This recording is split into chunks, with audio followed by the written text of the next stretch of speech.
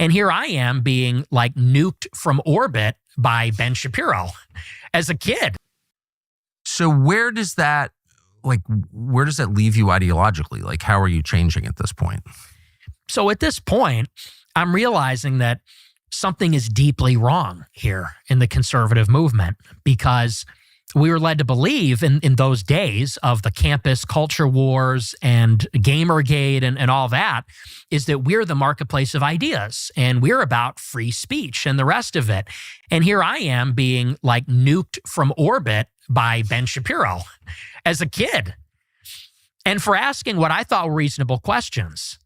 Because I didn't come from some strange background. I come from a normal home. You know, my parents are Catholic. They're married. We came from a relatively affluent suburb. I went to Lyons Township. That's like a very affluent high school.